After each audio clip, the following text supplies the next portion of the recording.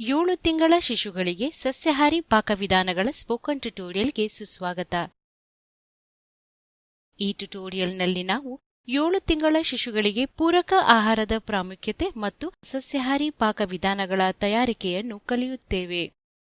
ಹಲಸಿನ ಬೀಜದ ಗಂಜಿ,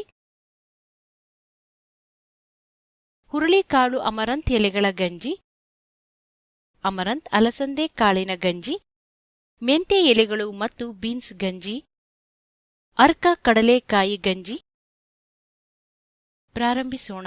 1ನೇ ವರ್ಷದಲ್ಲಿ ಮಗು ತೆವಳಲು ಮತ್ತು ಚಲಿಸಲು ಪ್ರಾರಂಭಿಸಿದಾಗ ಅವಳ ಬೆಳವಣಿಗೆಯು ವೇಗವಾಗಿರುತ್ತದೆ. ಮಗುವಿನ ಶಕ್ತಿಯ ಅಗತ್ಯತೆಯು ಹೆಚ್ಚಾಗುತ್ತದೆ.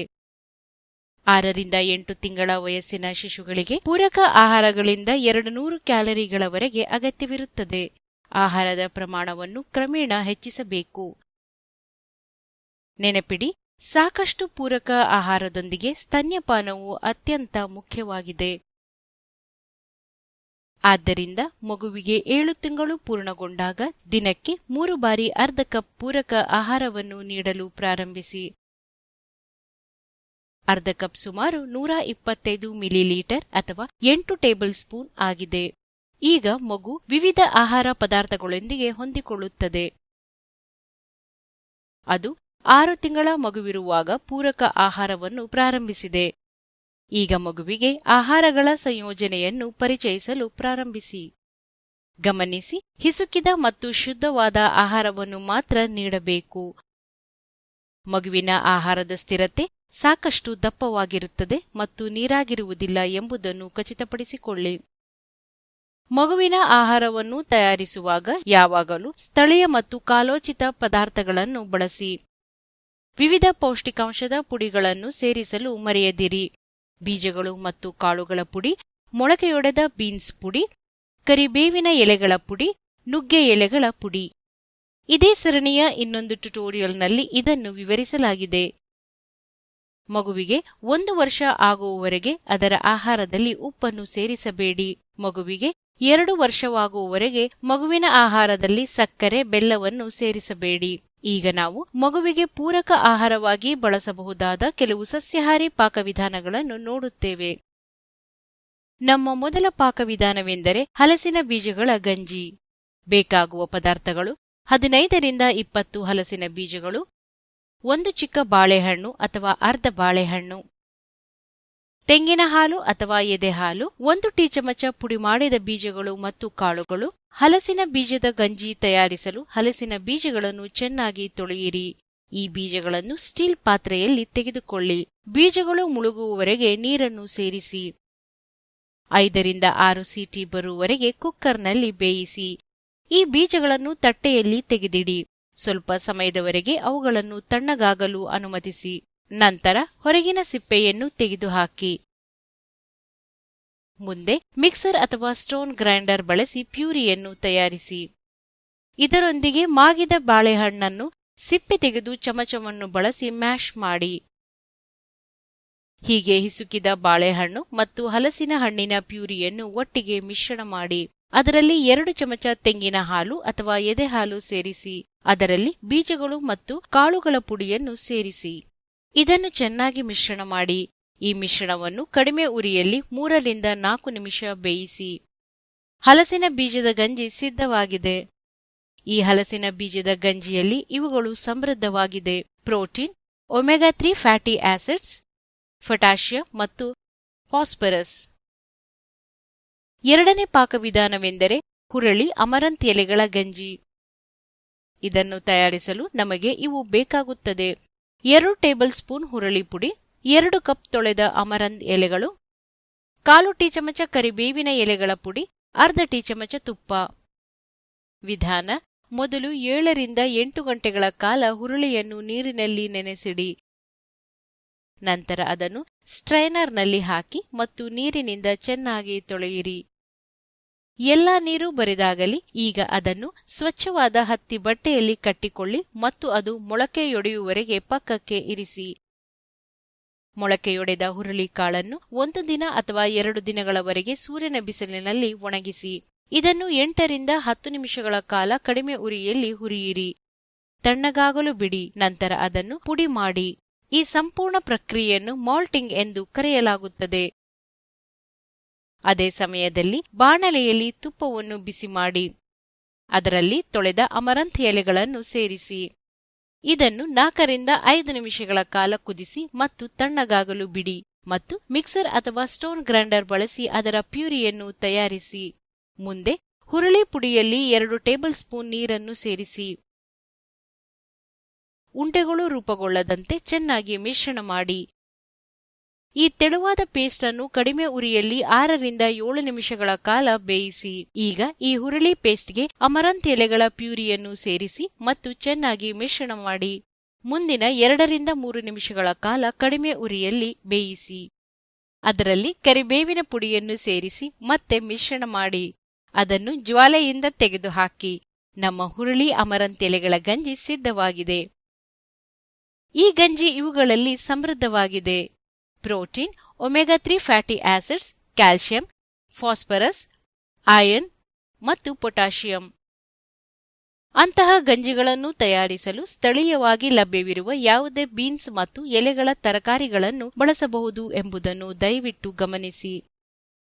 ಬೀನ್ಸ್ ಅನ್ನು ವಿವಿಧ ರಾಗಿ ಮತ್ತು ಧಾನ್ಯಗಳೊಂದಿಗೆ ಸಂಯೋಜಿಸಲು ಯಾವಾಗಲೂ ಪ್ರಯತ್ನಿಸಿ: ಹುಲ್ಲುಜೋಳ, ರಾಗಿ, ಅರ್ಕ ಇತ್ಯಾದಿ. ಈ ಸಂಯೋಜನೆಯು ಮಗುವಿಗೆ ಸಂಪೂರ್ಣ ಪ್ರೋಟೀನ್ ನೀಡುತ್ತದೆ.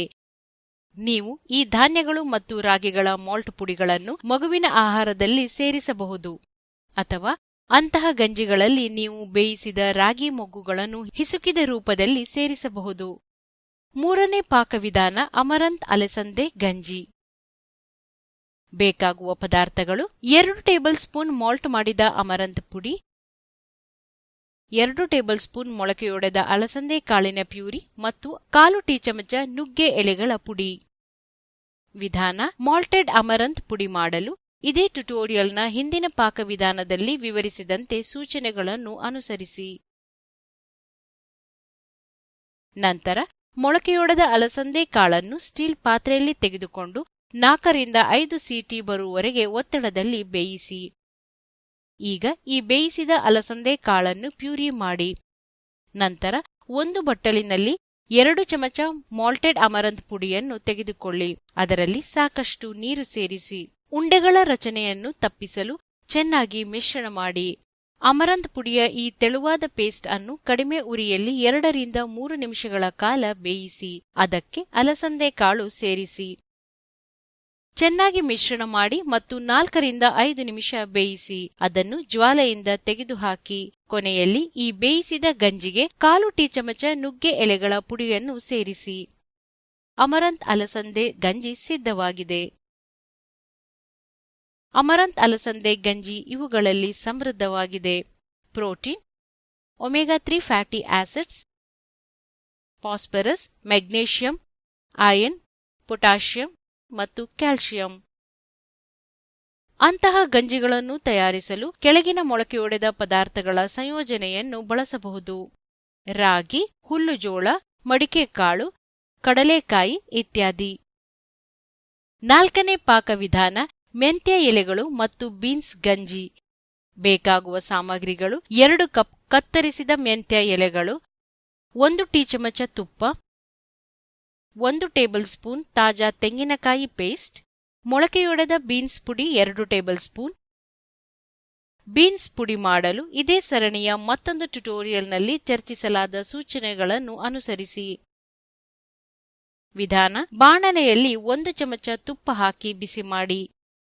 ಮೆಂತ್ಯ ಎಲೆಗಳನ್ನು ಸೇರಿಸಿ ಮತ್ತು 2 ರಿಂದ 3 ನಿಮಿಷಗಳ ಕಾಲ ಹುರಿಯಿರಿ. ಸ್ವಚ್ಛ ಬಟ್ಟಲಿಗೆ ವರ್ಗಾಯಿಸಿ ಮತ್ತು ಸ್ವಲ್ಪ ಸಮಯದವರೆಗೆ ಅದನ್ನು ತಣ್ಣಗಾಗಲು ಬಿಡಿ. ನಂತರ ಗ್ರೈಂಡರ್ ಅಥವಾ ಮಿಕ್ಸರ್ ಬಳಸಿ ಪ್ಯೂರಿಯನ್ನು ತಯಾರಿಸಿ. ಈ ಪ್ಯೂರಿಯನ್ನು ಕಡಿಮೆ ಉರಿಯಲ್ಲಿ 1 ನಿಮಿಷ ಬೇಯಿಸಿ. ಅದರಲ್ಲಿ 2 ಚಮಚ ಪುಡಿ ಮಾಡಿದ ಬೀನ್ಸ್ ಸೇರಿಸಿ. ಉಂಡೆಗಳ ರಚನೆಯನ್ನು ತಪ್ಪಿಸಲು ಚೆನ್ನಾಗಿ ಮಿಶ್ರಣ ಮಾಡಿ. ಅಗತ್ಯವಿದ್ದರೆ ಸ್ವಲ್ಪ ಪ್ರಮಾಣದ ಕಾಸಿ ತಂಪಾಕಿಸಿದ ನೀರನ್ನು ಸೇರಿಸಿ. ಈಗ ಅದಕ್ಕೆ 2 ಚಮಚ ತೆಂಗಿನಕಾಯಿ ಪೇಸ್ಟ್ ಸೇರಿಸಿ. ತೆಂಗಿನಕಾಯಿ ಪೇಸ್ಟ್ ಮಾಡಲು ಹೊಸದಾಗಿ ತುರಿದ ತೆಂಗಿನಕಾಯಿಯನ್ನು ತೆಗೆದುಕೊಂಡು ಅದನ್ನು ಪೇಸ್ಟ್ ಮಾಡಿ ರುಬ್ಬಿಕೊಳ್ಳಿ. ನಂತರ ಈ ಮಿಶ್ರಣವನ್ನು ಮುಂದಿನ 7 ರಿಂದ 8 ನಿಮಿಷಗಳ ಕಾಲ ಕಡಿಮೆ ಉರಿಯಲ್ಲಿ ನಿರಂತರವಾಗಿ ಕೈಯಾಡಿಸುತ್ತಾ ಬೇಯಿಸಿ ಮೆಂತ್ಯ ಎಲೆಗಳು ಮತ್ತು ಬೀನ್ಸ್ ಗಂಜಿ ಸಿದ್ಧವಾಗಿದೆ.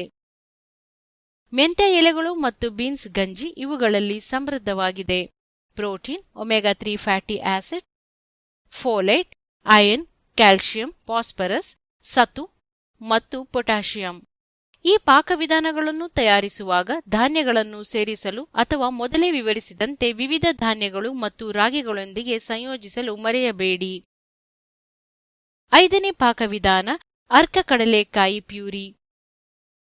ಬೇಕಾಗುವ ಸಾಮಗ್ರಿಗಳು: 2 ಚಮಚ ಅರ್ಕ, 2 ಟೇಬಲ್ ಸ್ಪೂನ್ ಮೊಳಕೆಯೊಡೆದ ಕಡಲೆಕಾಯಿ, 3 ಟೇಬಲ್ ಸ್ಪೂನ್ ತೆಂಗಿನ ಹಾಲು, 1 ಟೀ ಚಮಚ ತುಪ್ಪ. ವಿಧಾನ: ಸ್ಟೀಲ್ ಪಾತ್ರೆಯಲ್ಲಿ 2 ಚಮಚ ಅರ್ಕವನ್ನು ತೆಗೆದುಕೊಳ್ಳಿ. ಅದನ್ನು ಚೆನ್ನಾಗಿ ತೊಳೆಯಿರಿ. ನಂತರ ಅದರಲ್ಲಿ 3 ರಿಂದ 4 ಟೇಬಲ್ ಸ್ಪೂನ್ ನೀರನ್ನು ಸೇರಿಸಿ. 3 ರಿಂದ 4 ಸೀಟಿ ಬರುವವರೆಗೆ ಕುಕ್ಕರ್ನಲ್ಲಿ ಬೇಯಿಸಿ. ಈತನ್ಮಧ್ಯೆ ಪ್ರೆಷರ್ ಕುಕ್ಕರ್ನಲ್ಲಿ 4 ರಿಂದ 5 ಸೀಟಿ ಬರುವವರೆಗೆ ಕಡಲೆಕಾಯಿ ಮೊಳಕೆಯನ್ನು ಬೇಯಿಸಿ. ನಂತರ ಅದನ್ನು ಪ್ಯೂರಿ ಮಾಡಿ. ಸ್ಟೀಲ್ ಪಾತ್ರೆಯಲ್ಲಿ 1 ಚಮಚ ತುಪ್ಪವನ್ನು ಬಿಸಿ ಮಾಡಿ. ಅದರಲ್ಲಿ ಬೇಯಿಸಿದ ಅರ್ಕ, ಕಡಲೆಕಾಯಿ ಪ್ಯೂರಿ ಮತ್ತು ತೆಂಗಿನ ಹಾಲು ಸೇರಿಸಿ. ಇದನ್ನು ಚೆನ್ನಾಗಿ ಮಿಶ್ರಣ ಮಾಡಿ. 4 ರಿಂದ 5 ನಿಮಿಷ ಬೇಯಿಸಿ ಮತ್ತು ತಣ್ಣಗಾಗಲು ಬಿಡಿ. ಈಗ ಅರ್ಕ ಕಡಲೆಕಾಯಿ ಪ್ಯೂರಿ ಸಿದ್ಧವಾಗಿದೆ. ಈ ಪ್ಯೂರಿಯಲ್ಲಿ ಇವುಗಳು ಸಮೃದ್ಧವಾಗಿದೆ: protein, iron, phosphorus, magnesium, calcium ಮತ್ತು ಪೊಟ್ಯಾಷಿಯಂ. ಪಾಠದ ಕೊನೆಗೆ ಬಂದಿದ್ದೇವೆ. ಅನುವಾದ ಮತ್ತು ಧ್ವನಿ ಶ್ರೀಮತಿ ನಯನಾ ಭಟ್. ಧನ್ಯವಾದಗಳು.